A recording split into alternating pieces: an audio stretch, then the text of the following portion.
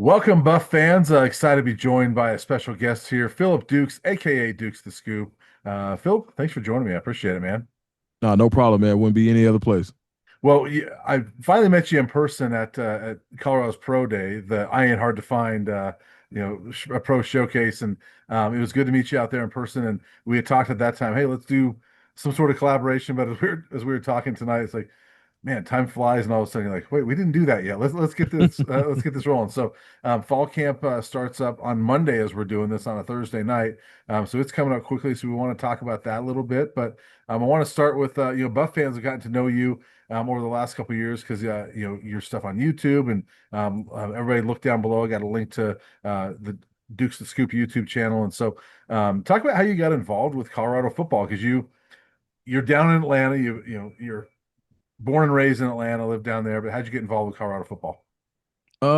I would say I was at On Three as a national analyst last year, and I did a piece that was kind of like I didn't get clearance to do it, but I just saw like what was going on in the media, and I was like, bro, why are people hating on Coach Prime? Like, Yeah, I had never talked to him, and I did it from an objective point of view, and I really like dug deep to go find out places where people may have had hidden pockets of just dislike hmm for him and what some of the things that he did. I didn't want to make it about any one particular item, but I just wanted to say, why are they hating on the dude? And because in Atlanta, he's a legend, yeah, and that made it to Coach Prime. Actually, he reached out to me, and some of the points that I made, he was like, "You really had to do your research to find that out." And we talked for a while, and he wanted to get to know me and just tell me who you are. And by the time yeah, we found out we had mutual acquaintances, he was like, "All right, he's a pretty good guy." So, um, at when I was released from On Three at the end of last year, and they let me know early.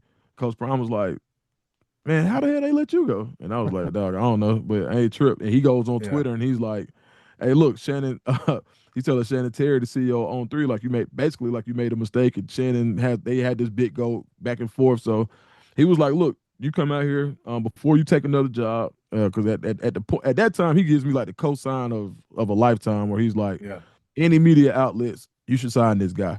And he's like, yeah, look, I know you're getting phone calls and people are asking me. I think you should try it independent. And I'll tell you what, start with Bucky and we'll get you ahead of the curve. But I think Colorado fans will really like you. And I tried it and shoot, man, the response has been crazy. Uh, really enjoy doing it. And just the program and being able to have the access that I've been able to get and to work with people like yourself. I mhm, work with Uncle Neely and Big Dog Chico over on the pregame network. Being able to do some work with Reach the People. So I try to work with a little bit of everybody. And of course, working with Well Off Forever. And we have some more things, Well Off Media, and we have more things coming in the fall. So it's yeah. just good to be able to be accepted by a fan base and be able to be recognized for what I do. Yeah, and it's awesome because to me that's one of the fun things about the prime era so far. This will be my 16th season covering Colorado, and Wow. for the most part, there's only a couple of us that have been there that whole time. And so a lot of people come and go, but the fun thing about the prime era is just collaborating with and meeting all sorts of different people from Hmm. different walks of life, and so yourself and Neely did some things with Darius. Mostly that first year, Darius got pretty busy, doing a lot of videos for the players, things like that. But just lots of different people, and um, the one thing you mentioned it. There's a lot of misnomers about Coach Prime, right? Hmm. And one of my favorite things about the Coach Prime era here at Colorado was at Jackson State. Like when he first got hired, um, he coached that last game in Atlanta where you are, the Celebration Bowl, and I reached out to his people and was like, "Can I come down there and I want to do something on the program? What's his program like? What Colorado fans can expect?" And they said, "Yeah, come on down." And so they gave me some access there, and it was great. And what I learned down there is that program, I mean, there's so much substance to what Coach Prime does, and everybody looks at the flash, right? But I Hmm. learned down there, there's a lot of substance to what he does there, and it was eye opening to me just how beloved he was by so many different people within the program. Um, when you get to kind of dive into what the program is like, and I'm seeing the same thing at Colorado because there's all these stories that come out, right? The players that got let go, things like that, but the players that are loyal to him and he's loyal to, I mean, it's a true relationship, and a lifelong relationship, and it's really impressive.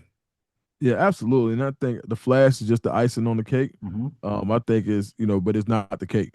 And I think Hmm. that's what a lot of people miss. Like when you look at, you go look at any cake. I don't care where you bake it. 80 about 80 to 90% of it is not the icing, but the icing is what people come for. That's what Yeah. gives you the identity. A chocolate cake, if it a cake can be yellow cake, but whatever type of icing you put on it, that's how you identify the cake. And I think it's the Mhm. same thing with Coach Prime. It's just the icing on the cake, but there's so much substance, there's so much to him, there's so much spirituality, so much knowledge, so much wisdom, and so much football. And I think and discipline among all things. I'm telling you, like Coach Prime is so disciplined in everything that he's done and the Yeah. things that I even that he's even shared with me as far as tools for me to get better. Like this is a disciplined dude, all the way down to how you wear your hat to what time you should wake up in the morning. So Yeah. yeah, I think a lot of those misnomers are unfounded, but it's good when you can see the amount of hit pieces Hmm. that have come out in the last 2 years kind of go dwindle down to zero when it comes to Yeah. the program this year, right? You haven't heard anything about players leaving and oh they've got this horrible culture that basically went away this year. So I think it's just a testament to the man and how he runs his program. Well, and the interesting thing you mentioned the hit pieces is some of those would come out, and it was kind of amazing to watch how many people would swarm and squash those. Yeah, Like the article about the gun culture, right? And it was like anybody around him was like, "What are you talking about?" And it was like that kind of went away. It's like, right. all right, let's get rid of this junk. Yeah, yeah, And it was exactly. like I think that tells you a lot about who the person is as Coach Prime when you see who swarms to his defense, right? And to the Right. defense of the program, saying, "No, no, no, no, that's not it." And you know, um, those of us that are covering the team, we did some of that too, because it's like this is not what this program is like. If you would ever come to Boulder, you would see what it's like. And I get asked all the time, "What's it like covering that program? Is it just wild?" And I tell people, I think you'd be surprised how normal it is. It just, if you're just around, like, oh, it's football, Right. and it's really not a circus, and it's really not wild. It's just you happen to have a head coach that you know really well, because you Right. watched him play for many years, and and obviously there was some larger than life personalities with Shador and Travis the last couple of years, and Shiloh as well. But even with them, when you really boiled it down, like how normal it is, they just Right. like to talk football and play football, and they're just normal guys, and and good kids, and I think people would be surprised how normal it is. Yeah, for sure. I think I didn't know what to expect the first time I went, and Hmm. when I was able to go out there and move around the locker room, see players that I knew from Atlanta, and really get to see them in their Hmm. element and see like, oh man, they're really good fits out here. Because Atlanta kids are a little different than a lot of kids. I mean, especially Yeah, ones from the city. Like we have a really fast paced culture here that is more to icing too. But when you get down into some of these players, you realize there's more to them. And I think yeah. that's what made Colorado such a good fit, and it's been a good fit for like guys like Julian Lewis, who Hmm. the whole world basically knew who he was, but he's able to go out there and just kind of be Juju. And I think Yeah, that's really awesome. And that's part of the culture out there that it can normalize things for people who've had a lot of success or a lot of media or a lot of press because who's had more press than Coach Prime? So if right. he could be regular, why can't I? And I think that's Yeah. awesome. Or a guy like Jordan Seaton, who was Yeah. open about, like, I didn't want to go to Colorado, but then Yeah. you get here and he's like, I love it, and he was telling me at Big 12 Media Day, he's like, man, me and Draylon Miller, we started going for walks, and he like runs and grabs his phone and shows me the app, like, look at this, we went on a 5 mile walk one day, and Oh wow. these guys just loving it, and so it is a great program. I will say the one thing that's not normal is when you go to games and like Little Wayne's rapping in the end zone and Yeah. Dr. J's on the side. Yeah. Okay, that stuff's not normal. But it's Yeah. not circus like. It just makes it a little more fun. For sure, man. I had a great time when I went to a game, and I'm standing by a guy who I was just listening to on YouTube Yeah. two days ago. I'm like, oh man, that's the dude. Oh wow, that's crazy. So Yeah. Goldberg's right here on my left. Like it's like Right. nothing like it in college football for sure. Yeah, it was funny. Well, you mentioned Goldberg, who just retired actually. Hmm. But when his son Gage committed, I did a Zoom with the two of them, and they were awesome. But then he's been out there so much. Talked to him in person. He's a great guy. And I asked him one time, I was like, The Rock's been here. If you and The Rock are both here, is that the toughest sideline in college football? He goes, it has to be. Yeah, Yeah. for sure. Gotta So be. yeah, it's Right. got to be. But so that's stuff. It's obviously it's not normal, but it makes it fun. I think that's that's one thing that people look at the flash and everything that Coach Prime brings, but it's really kind of the fun. I mean, I think he's brought a lot of fun, to college football in Colorado that wasn't there pre 2023. No, absolutely, man. And when you look at what he was able to bring to the game, and he's brought it's genuine, it's Yeah, who he is, and he's I think more than anything, he's a role model for how to compartmentalize that and to harness it. I think a lot of times when we think about people who have these outward personalities that are just bigger than life, a lot of times the personality can overshadow the work. And I think what yeah, he's able to do is show you how to let both of those person or let two people, one, the personality and the person coexist. And I think that's important for a lot of kids who get yeah, all of the attention that they get early on from playing football. Okay, well, this is your persona on the field. How do you allow the persona or the personality to coexist with to coexist with the person? And I yeah. think he's probably the perfect role model to show people that. Yeah, I'm not sure anybody's done that better than him over the years, right? Yep, for sure. So with Coach Prime, obviously the big story about him this summer is the unknown of what's going on with his health. Hmm. And we know he's been dealing with something. He hasn't been open about what it is yet, but we know he's been dealing with something. Bucky put out a video the other day. Hey, this is our last day in Dallas. We're heading to Boulder. We're going to talk about it soon enough. I don't know how much you've been in contact with Coach Prime or Bucky, but um, from what you know, I mean, how is Coach Prime doing? Looks like he's doing fine. Not, I don't know about fine. Looks like he's doing well and recovering. Yeah, I mean, I talked to him probably about a few weeks ago, Yeah, just via text, and shoot, he was cool, man. Just same Coach Prime that he always is with me. Talked to Bucky a lot over the past couple of weeks, and he was just like, everything will come out soon enough. He's cool, and that's that. I'm just here, being here for my pops, and yeah, being here for my family, and they're just ramping up. And you've seen Coach Prime continue. If you follow him on Instagram, you see him walking, and you see him doing things. You see him play a hmm, little tennis, and now you see him. Saw him fishing the whole time, basically, yeah, like not the right, whole time, but you saw him fishing. yeah, So then you saw him just ramping up, and to the point that you saw him shooting baskets the other day. And I yeah, think even what I liked the most was seeing him in Tampa Bay, getting in a football environment, standing on his feet, um, being able to watch, being able to be present, and getting in that football mindset. And there are just certain triggers that come along with that give you a rush of adrenaline. So I think he'll be fine. We'll know exactly. I wouldn't be surprised if it happened in the next couple of weeks that we know what was going on. But just kudos to his team and his family for keeping that under wraps, because there's a time and a place for everything. And I yeah, think that sometimes when you have people with such public personalities and such public profiles, that people get entitled to wanting to know every detail or right, wanting to know exactly what it is. And I think that for him being able to preserve that privacy was important to him. And I'm glad he was able to get that privilege as one of the most popular men in America, in the world. I mean, depending on who you ask. Um, for him to be able to reserve that bit of humanity, I think that was dope. And I think he'll yeah. reward those who've been able to, like, not kind of go too crazy on it by, giving some answers in the coming weeks. Yeah, well, and especially for him because so much of his life has been public. Not only since he was in high school in Florida State, but really in the last several years with all the shows he's done, the reality shows, and how much Yeah. camera's been around. So much of it has been public. So to be able for him to be able to step back and like, you know what, I'm going to keep this in the wraps for now. You're right. I mean, I think the more he's done some of those shows and the cameras around, I think people even more so feel entitled to know what's going on. And so, Hmm. but there are some things that need to be personal. You know him better than I do, but I would guess that um, this has got to be the most emotional offseason he's had when you really think about all the things that have happened in his life since the Alamo Bowl, right? That was his Hmm. last game with his sons.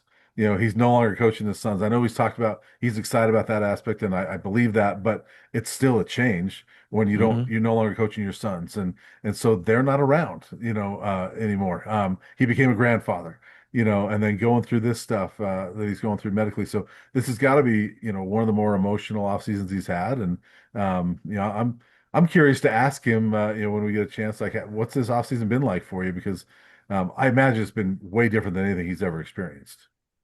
I think one thing that when we did talk earlier in the off season, it was just opportunity for him to get closer to God.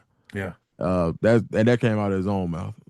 He told me directly. He was like, I've been taking everything in stride, and as an opportunity for me to get closer with the source of my success and the source of my survival Yeah. and my provider. And there's nothing else for me to say. I'm like, all right. I'm like, what's up, coach? Yeah. Shoot, man, getting closer to God, man. Yeah. All right, cool. Like, and this is a guy I know that before he starts every day, he goes to spend an hour or 2 hours in meditation and prayer. He makes that clear. Like, and you cannot talk to him, you can't Yeah. call him. He's going to sit, and spend that time with the Lord. So I think that just for him to say that, I thought was profound to say, you know what, like even guys who you may see and you feel like they're the model for being a disciple. I think even he was like, it's time for me to recalibrate. And this is Hmm. before, the health scare, or I won't say scare, the issues or whatever it is. So this is just part of the off season. But I think there were some signs at that point.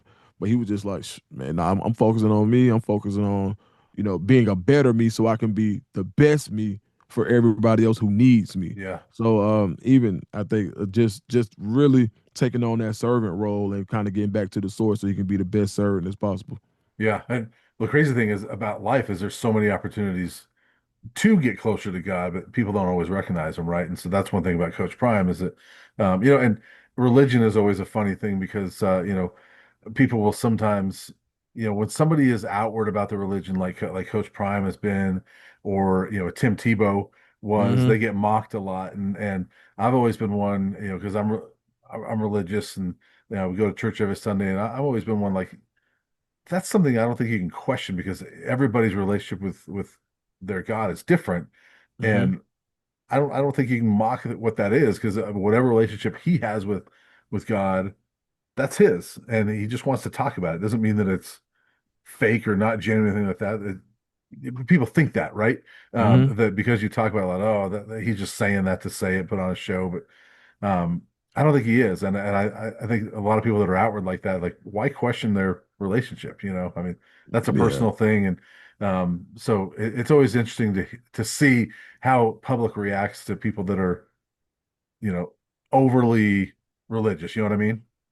Yeah, I think and I think there's a gauge for people who sometimes someone else's happiness can irritate their own demons. Yeah. So there are people who like I don't want to hear about that because maybe they don't because maybe they need to hear and they don't want to. It's like, hey, I just want to watch my football. Okay, Hmm. well, I don't want to hear about that. All right, well, Yeah. it may be something in you that's irritating you because of his light.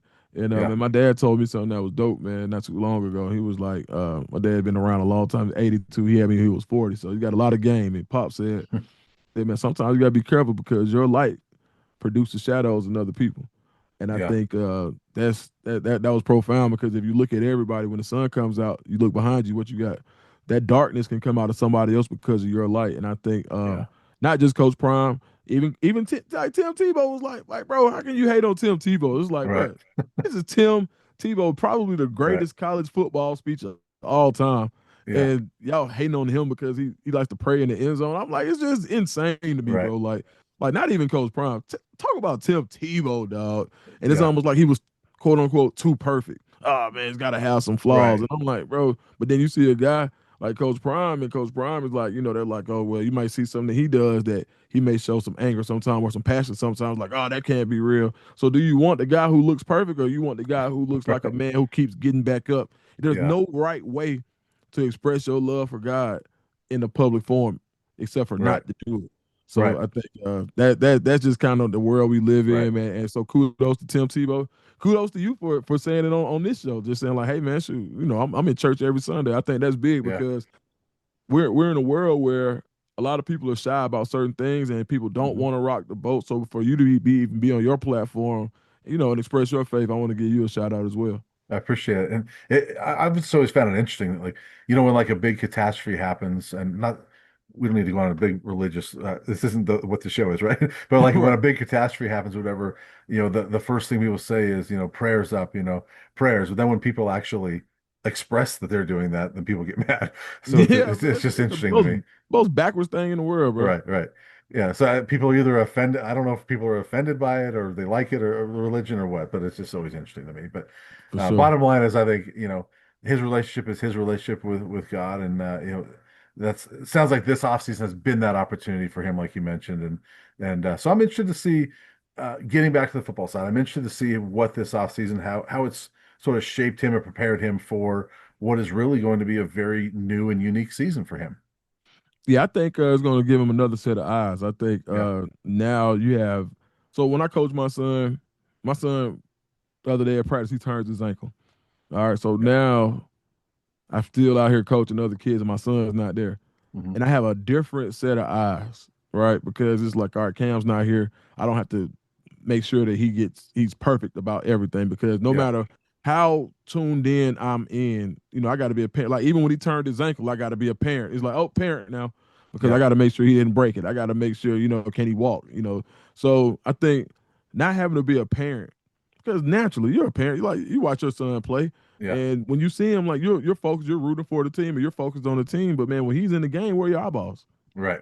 It's Yeah, on so I him. think it's Yeah. the same. I think it's the same thing with Coach Prime for him to be able to have a totally objective look at the field without having to, get on to somebody extra hard because that's an added responsibility that you have on that field. He can take off of his shoulders.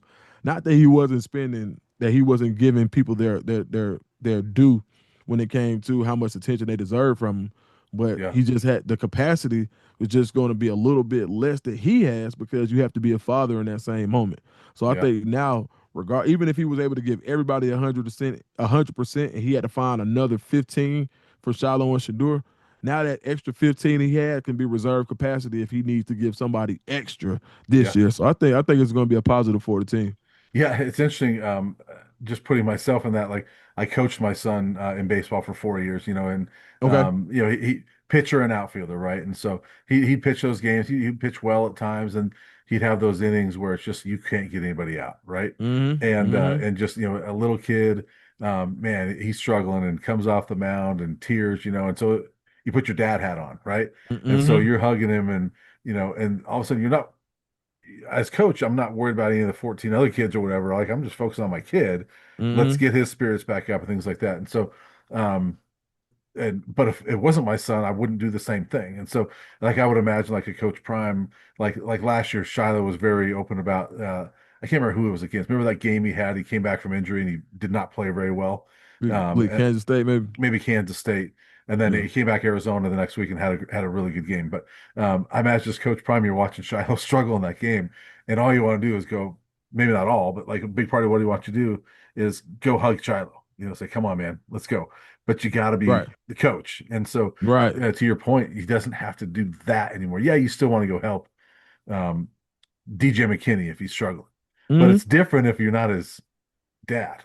you Yeah, for know, sure. I mean, yeah, so it's just a part of fatherhood that, especially as involved fathers as we are, yeah, um, there's just a part of fatherhood and I think a lot of people don't really realize how much men actually nurture when they're involved, right? yeah, And there's a portion of that he won't have to have because it's innate. yeah, We watch it in nature all the time. So there's that part of him does not have to exist in this. Now, what it does do is it allows him to use some of that and spread some of that because he's not going to yeah, change being that same empathetic and loving person because of my son's not here. It's just the right. fact that the innate portion is Yeah, probably not going to have to be activated, and it can be, and the innate portion may be able to be yeah, activated for somebody else who he builds a close relationship with. yeah. It is interesting because I'd imagine too, like, not that he won't care if Juju or Caden is sacked, but those sacks aren't going to hurt as much as they're not going to hurt Coach Prime as much as it would watching Shador get sacked, right? Yeah, I So, mean that's a tough one, and the reason I say that is because I get what you're saying, and I agree. It's almost just like it's gotta. Yeah, you're right. Like because I can almost like when my son's hurting, I can feel it, yeah, and I right. think I think the nature part of it goes away, right? Yeah, You hate yeah, anything that happened to anybody's kid, but I think nobody's gonna feel a juju sack like TC Lewis's father, right? So right. Yeah, to that point, yeah, I'm with you. I'm yeah. with you on that one. Yep. But also to your point, like the other thing that you see with Coach Prime is how many times his arm is around Jimmy Horn Jr. Mm-hmm. or Alejandro Mata or Mm-hmm. going back to Jackson, who was not to bring up a bad moment, but remember that Celebration Bowl that we referenced before, and there was the tight end that do you remember the end of that game and the tight end had Shador threw the pass in the end zone and it was Mm, dropped by the tight end, but certain things like that, like he's got his arms around those guys, and so and mm. those are not his sons, but those are his players he cares deeply about, and so he's to your point, he's gonna be able to spread that around more, probably more than he would Yeah. before. Tyler Brown, is one that he's put his arm around a lot over the years. So yeah, it'll be interesting to see what this year is like for him, as a coach. And to me, we can go into some storylines here for fall camp. But to me, that's one of the biggest storylines on this team is, what will this season be like for Coach Prime? No, for sure. I think you'll see a refreshed Coach Prime. I think you'll see a more objective Coach Prime, and I think Hmm. you're gonna see a Coach Prime that's going to be coaching with his hair on fire because I think there's a level of Superman that goes along with people like Hmm. that, right? And there Yep. there are ways that that God and the world and life can allow you to know, like, hey, some kryptonite over here, Superman. And Yeah. so you can take that one of two ways. You can say, oh my goodness, there's kryptonite. How do I avoid it? Or you can say, you know what? I got to get the most out of whatever I have left. I Hmm. don't care if it's 20 years. I don't care if it's two. I Right. got to get the most out of it. And I think that's the coach prime you'll see is like, I don't have time to play around. I got to make sure that all my minutes count. I got to make Yeah. sure that when my eyes are focused on one thing, that they're intensely and extremely focused. And I think that's the coach prime you're going to get. I think this will be a Yeah. coach prime you haven't seen before, honestly. Yeah. I also think that look, he is who he is because he's extremely competitive and he's been a winner. Mhm. He won at Florida State.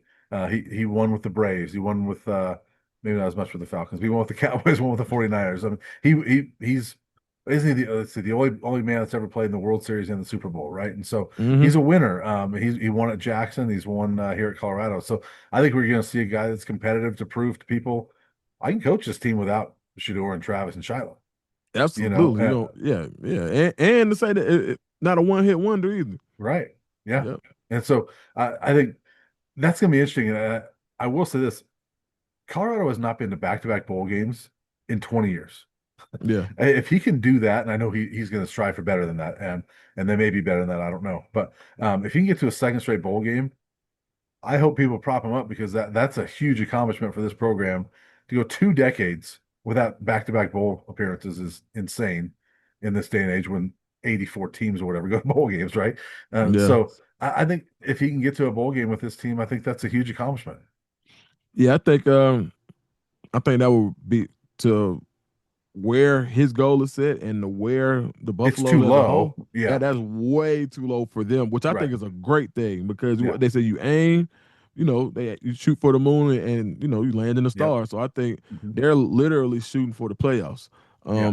And I think that's when I talk to people in the program, they feel like they have the best roster in the Big 12. And Yeah. I don't I could argue that. It's just how does that roster play together?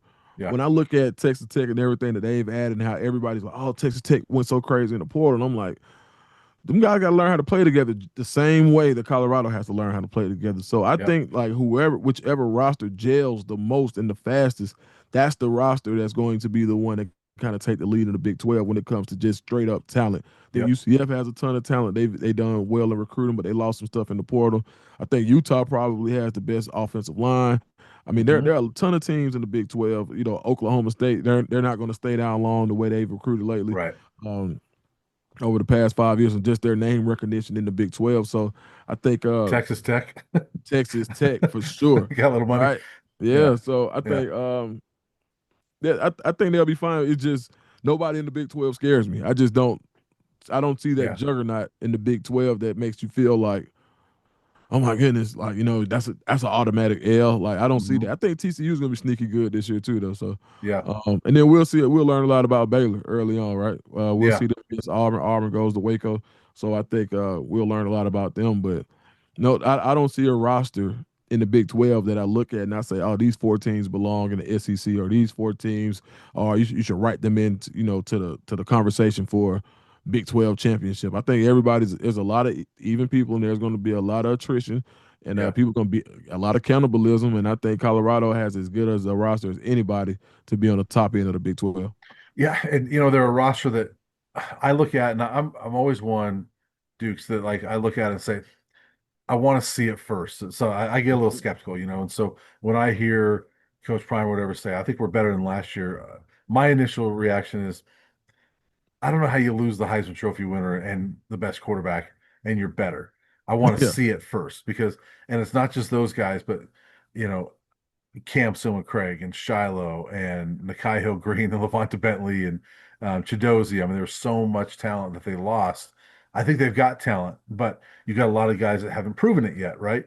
Hmm. Um, and so that's where they see it on the practice field. We don't get to see it other than, the snippets and well off. But that's where I need to see it first. So I don't know if they're going to be better. But I also trust in Coach Prime and that staff that they're going to put a competitive team on the board or on the field that if they come together, yeah, they can compete for a Big 12 title. Yeah, I think this probably when you just look at size and speed, I think this is probably the most athletic team Hmm. Colorado may have ever had in a long time. And I don't want Yeah, to go, I'll say in the last 25 years for sure. Like yeah, I just think as far as pedigree, how many former four stars have been on this roster? I mean, when you go right. look at we talk about the blue chip rate as far as recruiting. And, I come from the recruiting world where I'm looking at guys. I'm like, oh man, Martavius French, I'm a 4-star. Oh, Caden Saucer, a top 50 player. Like when you go back Hmm. and look, it has the look as far as former 4 stars as a middle of the pack SEC team. When you just talk about straight talent, somebody who's been like in the middle of the pack, SEC team puts you in the top 15, top 20, top 50, Right. in the country. So when you think about the guys who have that pedigree, Martavius French, came out 4-star, was committed to Tennessee. You look at Terrence Love, who was Yeah. all world, probably one of the best athletes that we've seen in Atlanta in a long time. A lot of people don't know that he and Julian Lewis were like the top two quarterbacks rated in Atlanta growing up Yeah. until Terrence went to safety. So that guy can throw the foot. Like there's probably nobody on that team who could throw the ball further than him outside of Julian Lewis and Caden Salter. Like he's got a cannon. So Yeah. when you talk about a 6'3", 215, probably I think he's around 207 now. We talk about a 6'3", 207-pound safety. You just didn't have that before, Yeah. right? You look at Yeah. Antonio Branch, you just don't have these things that you've had before. So when you look Yeah. now and you say, okay, the way that this team is developing, the size that they've put together, the pedigree that they've put together, there's just limitations on having. There are going to be things that Terrence Love and John Slaughter and Tawfiq Bayard can do that physically Shiloh Sanders and Cam Silver Craig just could not. No Yeah. matter how good of football players they were, physicality and physics, nature was just not let them be in Right. certain positions. So I think that if you can develop these guys who now have this skill set, they're bigger, they're stronger, they're faster, then yeah, when you look at talent wise, let's say you erase every name and you took everybody in their attributes. Let's erase football, and Yeah. you take last year's team and you melted them down into all of their attributes, and you poured it into a container, and you do the same thing with this year's team, just all attributes. I think attribute wise, you get more from this year's team as a whole than you do based on what you got last year. So I Yeah. think, shoot, man, how many you can feed more people? Like so, last year you may have had, let's say, you got like 3 tomahawk ribeyes. Hmm. Then this year team, you got instead you don't have hamburgers, you got sirloin strips. A lot, Right. but you got 10 of them. Yeah. I'd venture to say that I do a better job feeding people with the 10 sirloin steaks than I would the 3 tomahawk ribeyes. As pretty as they are, Yeah. it's only 3. And Yeah. I think that's kind of where you kind of get that from the roster or that ideology of this roster is a little better than last year. Yeah, and I could see to where that's the case. And like I said, I'm one that there's so many guys like a Terrence Love. We haven't seen it yet. I haven't seen it yet. So it's like you actually watched him growing up, and so you've seen that. But it's like I want to see it first, and so I'm excited about this roster because there are so many guys like that you look at and say, "Ooh, there's potential there." But what does it look Mm-hmm. like? Mm-hmm. I mean, you talk about the receiver group. They lost 4 guys to the NFL. I think this group might be deeper, and you look at Omarion Miller and Draylon Miller, Joseph Williams, Isaiah Harge, you go down that list, it's like, ooh, there's some dudes on this team, Yeah. and you know, like a Caden Salter, he's not Shador, but a couple years ago he's at Elite 11. And I don't know if you remember, like I just looked it up a couple weeks ago because I did a story on Um, like when Juju went to Elite 11 a couple years ago, Caden was a counselor, Mm-hmm. which is kind of cool. But Caden Mm-hmm. himself was an Elite 11 quarterback, and he was there with Caleb Williams. and like Drake May and somebody else who was drafted in that class. So he's pretty talented Yeah, I kid. mean, he And was so he came out. He was if to be completely honest, the final rankings, Caden Salter wasn't far behind Julian Lewis in the final rankings that year. yeah, Like yeah, depending on which, I know he had at least two of those ranking sites that had him as a top 50 player. And I yeah, remember like there was a big to do about Auburn recruiting him, and he was the guy. And yeah. Auburn felt like he would have been a real guy to help them that year. So just from the recruiting world, I think a lot of people forgot about it because he didn't, he wasn't at Tennessee long at all. Hmm. And I don't believe there's anybody else. Correct me if I'm wrong, but I don't think there's another player in college football that has 3,000 and 1,000 under their belt at the quarterback position returning this year. Not 3,000 yards rushing. I Yeah, mean, 3,000 yards passing and 1,000 yards rushing. So right. this guy has a pedigree to him as well. Yeah. I think to me, where I see if this team's going to be better, it's got to be up front. And that's where I really like this team is up front. And Yeah. you look at the offensive lineman they brought in, and I know it's changed every year. And we thought last year was going to be pretty good, and it was better. But I look at the guys they're bringing in this year, it's like this is. I don't know how this year is not better up front because you brought in a guy like well, first off, Jordan Seaton is going to be better than he was last year, and he Hmm. was pretty good last year. Jordan Seaton's going to be better. Xavier Hill was first team all conference at Memphis, and Zy Yeah. Chrysler was all Big 12 honorable mention twice. Zarian McGill, I don't know if he wins the center job, but he's played nothing but center for, 1,800 snaps or whatever in his college career. So there's guys that have done it more so than what we've seen in the past.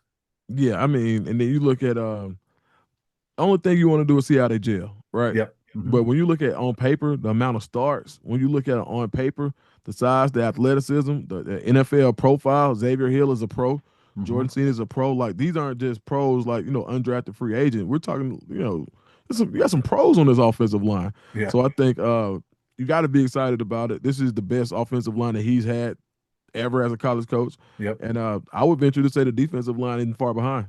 Yeah, I'll say this.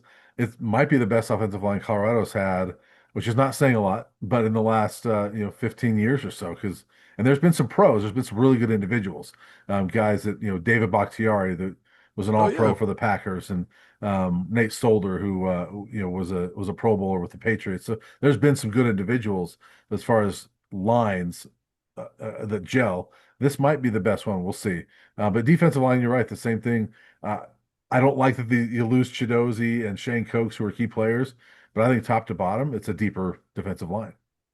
yeah. I don't think it gets much better, especially in the Big 12, than Jaheim Oatis.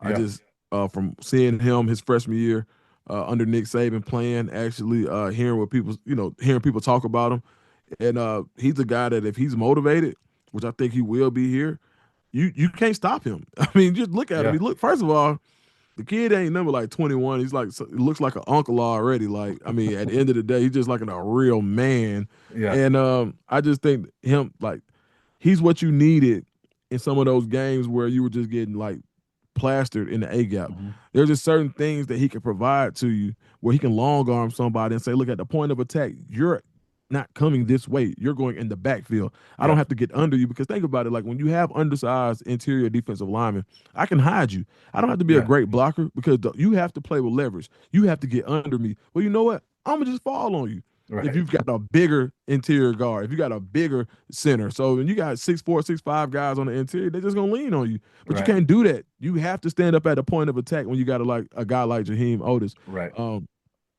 I think Amari McNeil is going to be much better this year, and he had a good year Yep, last year. But I think this year he really put and another blue chipper coming out of high school, right? yep. Starts Hmm. off at Tennessee as well. Man, shout out to Tennessee for everything like what they Everything they provide. provided for Colorado. Yeah, man, I'm telling you. But no, for sure. I just think Yeah, they get better across the board, and just the amount of talent that you see on that line and things that they've done in the past, I think you got to be excited as well for the defensive line. yeah. There's one thing about the Coach Prime program so far that there's a few guys, there's a lot, but I mean, there's guys that have gotten better every year. But there's two guys in particular on that defense that I'm really looking forward to seeing, Amari McNeil and Arden Walker as guys that have Mm-hmm. gotten better every year of their career. And, Mm-hmm. last year was better than 2023. And 2022, they were both at previous schools. They were better in 23 than they were at their previous school. So Yep. both those guys are older players now that I expect them to take the next step, and if they do, the next step for both of those guys is potential all conference type of season. So, I mean, Yeah. Mario McNeil, I can't remember the number. Was it 4 sacks he had last year? And he was disruptive last year at times. And so the next step for him is more consistency in an all conference type season. Arden Walker's the same way. So those are two guys I'm excited about because they've grown in this program. Yeah, for sure. And Arden Walker's the hometown kid as well. So I Hmm. just think Yep. someone who has a different perspective than a lot of the players, right? Who started at other places that come from, Hmm. like I just think being a hometown kid and growing there, I think just gives him a very unique perspective. So yeah, shout out to Arden Walker. I think he has a big year, and I just think you got 8 guys you can play. And I Yeah. think when you can play 8 guys, you can go 8 deep on the Hmm. defensive line. You can send people in waves, and that's what keeps you fresh in the third and the fourth quarter. But now you've got guys who can win with size, and I think that's Otis. I can't speak about that enough. Um, you got Big Quinn Barnes and you got Hmm. Jaheim Otis. I mean, literally, if you just want to go to a 3-4 front, I mean, it's hard just to get them out of the gap. Like you cannot Yeah. get around these guys; they're just too hard to move. So yeah, Yep. I think it's gonna be a revelation, especially when you saw when Colorado did lose last year, they were being gassed up the gut. Right. You know, I was looking at this the other day. I didn't realize this, but between defensive tackle and defensive end, there's 11 guys that were on this team last year. Mm, And people talk about the turnover every year with Coach Prime, but when you look at really the guys that are coming back, there's a lot they lost. But when you look at the guys coming back, 11 guys that are now in year two under Robert Livingston. I like mm-hmm. that a lot. And a lot of those guys are on the edge, Sam Okunlola, Arden Walker, a Quincy Wiggins, who Coach Prime continues to say, this guy's got it if he can just put things together. So I like the fact that there's a lot of continuity up front too. First person off the bus. When I saw Quincy Wiggins, I went to watch practice this year. I saw Mhm. Quincy Wiggins, and I was like, "Who is that?" It was like, "Oh yeah, that's cute, such," and I'm like, "Bro, there isn't a better NFL frame on that roster. Period. Yeah. Not one. Maybe Jordan Seaton. That's it. Like Quincy Wiggins has like when you draw it up, that's how you want it to look. As far as being somebody who can get to you off the edge. So Yeah. hopefully this is the year he puts it all together because I'm telling you, just off the look test, man, he's gonna have NFL scouts salivating. See, and to me, if this team is going to be better, it's going to take guys like a Quincy Wiggins who people aren't expecting. Hmm. You know what I mean? That he's been here. It's like, yeah, he hasn't played a whole lot. You don't expect that because you haven't seen it yet. If you can get a handful of that, the guys Hmm. that okay, it clicks. That's how Yeah. this team's gonna be better. Is when you got a Quincy Wiggins that like finally year 3 or 4 of college, like, yep, this is it. Yep. And Yeah, man. sometimes it takes that. And so another one that I would put in that category keeps getting better every year. Going back to the secondary is Carter Stoutmeyer Yeah. who continues to get better. And this is another third year guy in this program that I think he's going to be a leader on this team. And I'm excited to see what he does. Maybe I think he's finally going to land in that home at safety. He's kind of bounced around because he's so versatile. But it looks like he might finally land in that home at safety and be able to settle in there. But that's a guy I look at as being a leader too. Yeah. I mean, anytime, let's say we take a test and the first time we take it, we do okay. Yeah. It's all right, retest. You take it again. Hmm. All right, did a little Yeah. better. By the third time you take that test, there are going to be things that just aren't going to trip you up because you've already seen it. And that's the Yeah. same thing with Carter Stoutmeyer when it comes to not being fooled by his eyes, being able to Hmm. settle in at one position, knowing what to expect, and being able to play that much faster because you already have the experience of being in that position already. So I think experience that's what I love about the college football game because you learn in a time where you're still developing. By the time you're a pro, you still learn and you still get better, but it's almost Yeah. like you're more of a finished product and we're expecting you to produce day one. Where you can develop in college, and I think Carter is one of those guys who through playing and through being forced in certain situations and playing with the ones at times in practice and watching different people, he's going to be able to have a level of moxie that he hasn't had before and a level of Hmm. confidence that's going to allow him to do things and trust himself. When you're playing in a manner where you're scared that, if I mess this up, then I might get set. Or if I mess this up, I know this other guy just waiting on this spot. Being able to play freely, especially at that safety position, is really important because Yeah. when you see something, you got to break on it. When you feel something, you got to go. And I think now he'll be able to play more intuitively, which allows you to play faster, which will allow him to be more successful. I think that's what happened with Cam Sillman Craig last year Hmm. was that, he was year two in that Colorado program. I know as a new defensive coordinator, but just year two at the FBS level, I think he was so much better last year than even the year before, and he was pretty productive. So I think we're going to see that out of Carter.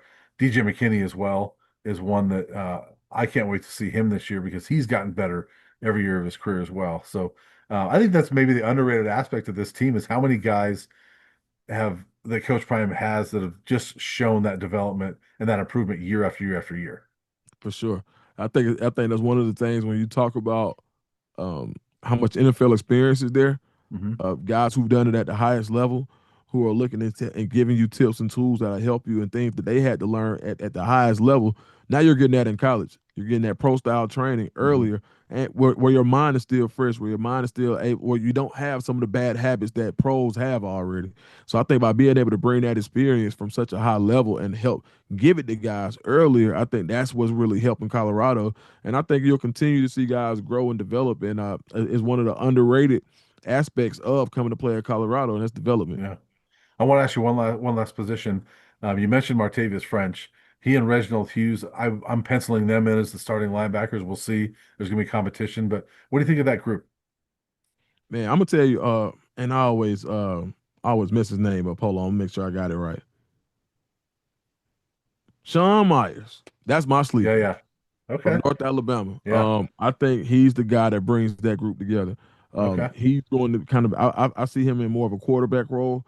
Um, the traditional early down linebacker that'll come down and when somebody's trying to enforce a little bit and to help get people set up. I think he's going to be the glue to that room. You've got guys like Reggie Hughes and Martavius French who can just run around and hit people and then you've got Yeah. the guy who can be the calming presence who can come in and when I talked to people who saw him play and people who were after him, he had the injury, so he didn't play a ton for a Yeah. while. But when you looked at what he was, he's the traditional college linebacker, and I think that's needed, especially. And I know Coach Hart. Those are one of the things that he liked a lot about him. Is like, you know what? This is an old school Mike that'll come down, get his nose dirty. May have a bloody nose, and he's not running off to the sideline. He's like, all right, we'll be all right, coach. You got to pull him off the field. Yeah. And I think that's going to be such a welcome addition to Colorado in that linebacker room and being a second level where you need that toughness in somebody who's not afraid of anybody. And so I think where you got the high end traits of French and you got the speed and how pretty of a player Reggie Hughes is. When you Yeah. draw it up, you want it to look like Reggie Hughes, but now you just got this throwback guy who can run and hit. And I think he's going to be able to add IQ to the game, even though these got two smart players, but just adding another guy who's a student of the game, has a really good football IQ, and then to help be another coach on the field. I think Myers is going to be one of the guys who can help that room gel. And I think with the athletes and with the athleticism, the other two have the experience and Martavius French as well. I really like his game. I just Mhm. think he was the perfect complement to two guys who already have a lot in space, and I think you'll see those three in multiple iterations or combinations. Yeah, that'll be interesting to see how that comes together. That's my takeaway from preseason camp basically. I'm curious to see this whole thing come together because there are like we mentioned those guys that are back. There's a lot of them back. There's a lot of newcomers and guys we don't really know yet. That I'm curious to see how it all comes together. I'm excited to see what this staff does with it because as I said from the start, I'm skeptical because I haven't seen it yet. I want to see it. I want to see that proof, but I'm excited to see it because I think there's a lot of potential with this team. No, for sure, man. I'm excited to see it as well, and I think Colorado's going to shock some people this year. So one last thing before we get out of here, and I appreciate take up more time than I told you I was going to take with you, but you're from Atlanta. The Buffs open with Georgia Tech. People excited about this game? Are you Absolutely, excited man. about it? Yeah, yeah, man. It's a lot of hometown kids playing for Tech, a lot of hometown kids playing for Colorado. So it's like one of those things that everybody's talking about as far as college football goes. It's the Yeah. most exciting game that people will be tuned into that first week. Um, I think Georgia Tech is a team on the rise, especially coming off of taking Georgia as deep as they did in their rivalry game last year. What was it, 8 overtimes or Yeah. something crazy like that? That was So crazy. you got another year of Haynes King, who's only developing, getting better. Jamal Haynes is one of the better running backs in the country, and then you got a Georgia Tech team that got a lot in the portal, got a lot better in the secondary, Hmm. and a lot of these guys on Georgia Tech team have played with some of the guys from Colorado already. So it's gonna be interesting to see some of the trash talk that goes on between the two sidelines, and it'll Yeah. be all being fun, and people in Atlanta are really excited about it. Yeah. Did you know that this will be Haynes King's second start against Colorado? I didn't even think about that. Nope. His second career start, he And was him? with A&M, Yeah. and he played Colorado at the Broncos Stadium in Denver, and I think it was the first drive. I don't know if it was two plays in, but he suffered the season-ending injury Oh. that kind of I don't remember. I don't think A&M. I don't know if it derailed their season, but they were like number 5 in the country. Mm, Colorado almost beat them, mm, and I think it was 2021, and so it wasn't the horrible 2022 bus team, but it was like a 10-7 game. But Haynes King got knocked out really early, didn't play the rest of the year, and then winds up at Georgia Tech. So this will be his second start against Colorado. I'm guessing he's hoping it goes a little bit better. yeah, He's a better yeah, play. He's a better player now too. for So sure. Absolutely. yeah, so it'll be a fun game, fun season, and Dukes, I appreciate it. Let's catch up again sometime soon, and do this a couple times throughout the season, and look forward to talking to you and see how this team looks. No, for sure, man. Can't wait. And shoot, anybody, man, make sure you check me out on at Dukes D Scoop. I got a really good interview with Deion Sanders Jr. that I put up this week. It's Yep, doing really well. So make sure you go check that out. awesome. I'll put a link down below in the description to your channel, and thanks for doing this again. We'll talk to you soon, Dukes. All right, for sure, man.